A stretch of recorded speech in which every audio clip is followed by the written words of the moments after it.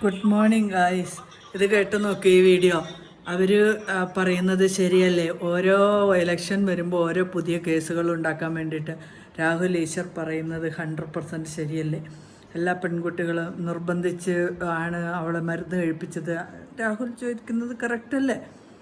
എല്ലാവരും നിർബന്ധിച്ച് വയലിട്ട് ഗുളിക ഇട്ട് കൊടുക്കുന്നതാണോ?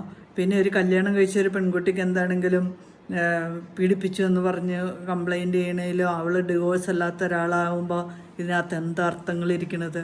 അപ്പം അവൾക്കെതിരെയാണ് കേസ് കൊടുക്കുന്നത്, ഈ രാഹുൽ മാങ്കൂട്ടത്തിനെതിരെ കേസ് കൊടുക്കുന്നതിന് പകരം. കാരണം എന്നാന്ന് വെച്ച് കഴിഞ്ഞാൽ അതും കറക്റ്റല്ലല്ലോ. ഡിവോഴ്സ് ആകാത്ത ഒരാൾ വേറൊരാളുടെ കൂടെ പോകുന്നതും തെറ്റായ കാര്യമല്ലേ? നിങ്ങൾ ചിന്തിച്ച് നോക്കുക.